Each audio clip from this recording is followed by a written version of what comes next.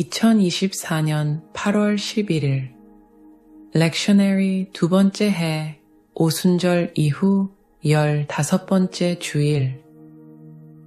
오늘 본문 말씀은 요한복음 6장 51절부터 58절 말씀입니다. 나는 하늘에서 내려온 살아있는 떡이니 사람이 이 떡을 먹으면 영생하리라. 내가 줄 떡은 곧 세상의 생명을 위한 내 살이니라 하시니라. 그러므로 유대인들이 서로 다투어 이르되 이 사람이 어찌 능히 자기 살을 우리에게 주어 먹게 하겠느냐. 예수께서 이르시되 내가 진실로 진실로 너희에게 이르노니 인자의 살을 먹지 아니하고 인자의 피를 마시지 아니하면 너희 속에 생명이 없느니라. 내 살을 먹고 내 피를 마시는 자는 영생을 가졌고 마지막 날에 내가 그를 다시 살리리니 내 살은 참된 양식이요 내 피는 참된 음료로다. 내 살을 먹고 내 피를 마시는 자는 내 안에 거하고 나도 그의 안에 거하나니 살아계신 아버지께서 나를 보내심에 내가 아버지로 말미암아 사는 것 같이 나를 먹는 그 사람도 나로 말미암아 살리라. 이것은 하늘에서 내려온 떡이니 조상들이 먹고도 죽은 그것과 같지 아니하여 이 떡을 먹는 자는 영원히 살리라.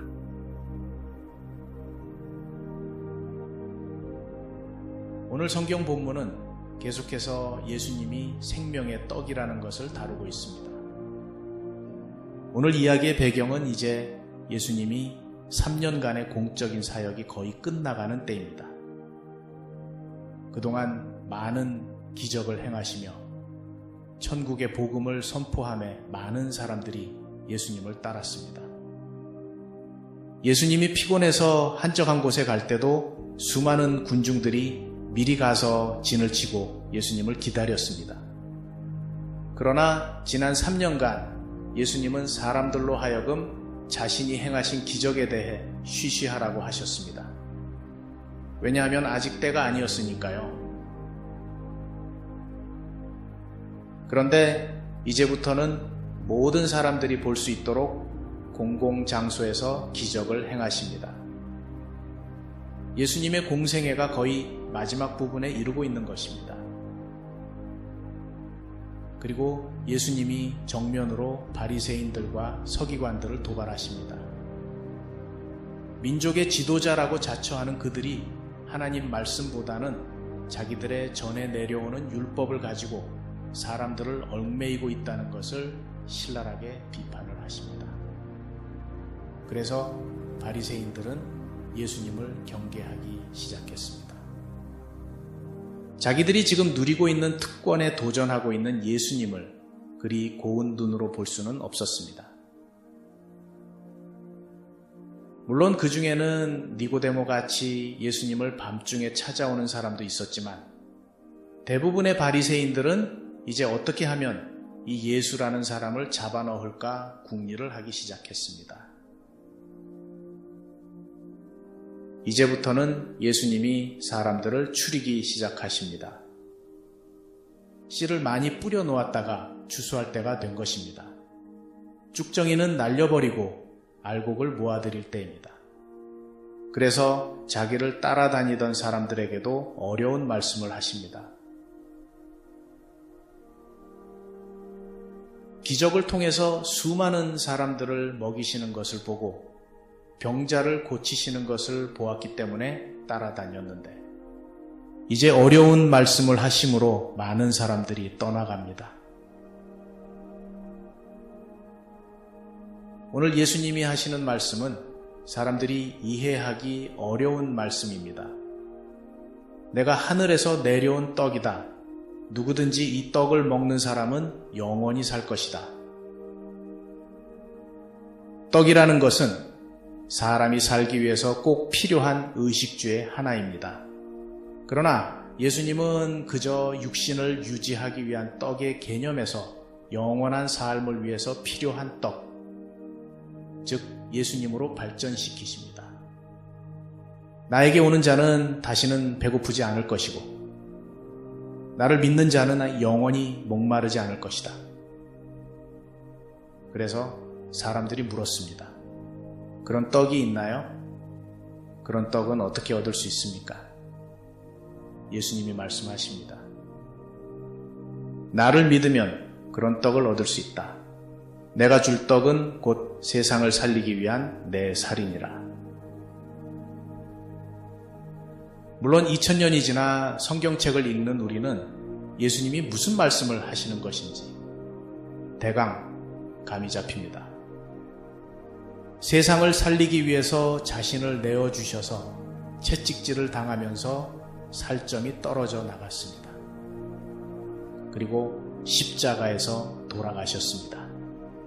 자신의 몸을 주신 것입니다. 그러나 그 당시에는 예수님이 아주 이해할 수 없는 말씀을 하신 겁니다. 그래서 유대인들이 자기들끼리 의견이 분분합니다. 오늘 본문에서는 이제 예수님과 변론하는 사람들이 군중들이 아니고 유대인으로 바뀝니다. 이스라엘 사람들 모두가 유대인이지만 성경에서 특히 유대인이라고 할 때에는 주로 예수님을 배척하는 유대인 지도자들을 말합니다. 자기의 살을 떡으로 내어준다고? 그게 무슨 말일까? 어떻게 자기 살을 우리에게 주어 먹게 한다는 말이지? 당시에 사람을 잡아먹는 것은 유대인들 사이에서도 로마 사람들 사이에서도 아주 야만적인 행동이라 생각했습니다. 그래서 유대인들은 예수님이 그런 뜻으로 말씀하신 것은 아닐 거라고 생각했습니다. 그럼 그것이 무슨 뜻일까? 유대인 지도자들이 자기들끼리 수군대는 것을 아시고 예수님이 좀 더 자세히 말씀하십니다. 그런데 설명을 들어도 잘 알 수가 없습니다. 예수님이 말씀하십니다. 내가 진짜 말하는데 두 번씩이나 진짜 라고 말씀하실 때에는 자기가 하는 말이 진실이라는 것을 강조하는 것이라 말씀드렸습니다. 그리고 히라버 원문은 이 말이 아멘으로 되어 있다고 말씀드렸습니다. 내가 아멘 말하는데 내 살과 피를 먹지 아니하면 너희 속에 생명이 없는 것이다. 그러나 내 살과 피를 먹는 사람은 영생을 얻게 될 것이다. 그리고 마지막 날에 내가 그를 다시 살리리라. 내 살은 참된 양식이요 내 피는 참된 음료로다. 잘 모르는 사람들이 이 말씀을 들으면 이 무슨 해괴한 말인가 했을 것입니다. 무슨 식인종 이야기를 하는 것인가 했을 것입니다. 실제로 초기 기독교가 2세기로 넘어가면서 어떤 총독이 상관에게 기독교인들에 대해 보고를 하는데 그런 이야기를 합니다. 이 사람들은 자기네들끼리 은밀한 곳에 모여서 무슨 사람의 살을 먹고 피를 마신다고 합니다. 그러나 그런 해고에 망측한 것 말고는 사회에서는 아주 정직한 삶을 사는 사람들입니다. 이 총독은 실제로 자기가 본 것이 아닙니다. 그저 소문을 들었을 뿐이었는데 아마도 성찬식을 두고 하는 말인 것 같습니다. 그런데 그런 오해를 할 수 있는 이유가 있는 것이 그 당시에는 크리스찬들이 핍박을 받고 있던 때였습니다. 따라서 예배로 모이는 것을 은밀히 했습니다. 그리고 혹시 간첩이 있을까 하여 멤버십을 철저히 했습니다. 아무나 그 회중에 들 수 있는 것이 아니었습니다. 몇 개월간 성경 공부를 해야 했고 경건한 삶을 살아서 진정으로 크리스찬이 되겠다는 것을 증명해야 했습니다. 그리고 인정을 받아서 침례를 받기 전까지는 성찬식에 참여할 수도 없었습니다. 아니, 그런 예식이 있다는 것조차도 말을 해주지 않았습니다. 부활절 새벽에, 아니 좀 더 정확히 말하자면 한 밤중에 온 교인들이 모인 가운데 침례를 받고 나면 처음으로 성찬식에 참여하게 됩니다. 그러니까 안 믿는 사람들은 성찬식에 대해서 전혀 알 수가 없었던 것입니다. 그래도 간간히 크리스찬끼리 비밀리에 하는 이야기를 듣는데 보니까 예수님의 살을 먹고 피를 마시고 이런 이야기를 듣는 겁니다. 그래서 그 총독도 그렇게밖에는 상관에게 보고를 할 수밖에 없었습니다. 그러니 아직 성찬식이라는 예식이 생기기 전이니까 지금 예수님이 하시는 말씀은 정말 아리송할 수밖에 없었습니다. 예수님은 이것을 비유로 말씀하시는 것입니다. 즉, 예수님의 살을 먹고 마신다는 것은 예수님을 믿는다는 것입니다. 사람들이 의심스러운 음식은 먹지 않지요. 미심쩍은 음식은 먹고 나면 탈이 나기가 쉽습니다. 그러니까 믿을 수 있기 때문에 음식을 먹는 것을 생각해보면 결국 예수님의 살을 먹고 피를 마신다는 것은 믿는다는 것을 은유적으로 암시하는 것입니다. 그리고 음식을 먹는다는 것은 적어도 또한 건강에 좋은 영양가 있는 실제의 음식이라는 것을 전제로 하고 있습니다. 우리 실로암 교회의 점심은 거의 레전더리 수준이라고 생각합니다. 저는 매번 먹으면서 맛도 있지만 건강에도 좋고 영양가도 있는 신선한 최고의 점심이라 생각하고 감사하며 먹습니다. 더군다나 여러분들이 손수 마련한 것이니 믿고 먹을 수 있는 것 아니겠습니까? 예수님이 지금 말씀하시는 당신의 살과 피, 이것도 우리의 영혼에 건강하고 영양가 있는 신선한 믿음이라는 것을 말씀하고 있는 것입니다. 그리고 예수님을 먹는 사람은, 즉 예수님을 믿는 사람은 그로 인해 영원히 산다고 말씀하십니다. 우리는 예수님을 어떻게 믿게 됩니까? 어느 날 갑자기 예수 천당 불신 지옥이라는 소리를 듣고 믿어졌습니까? 하나님은 미스테리어스하게 역사하시니까 그럴 수도 있겠죠. 그러나 대부분의 경우는 예수님에 대한 복음의 메시지를 들으면서 믿음이 생깁니다. 그래서 성경이 말하고 있습니다. 믿음은 들음에서 난다. 성경을 읽으면서, 성경 공부를 하면서, 설교를 들으면서 예수님이 이런 사람이구나 하는 것을 알아가면서 점점 신뢰가 생기는 것입니다.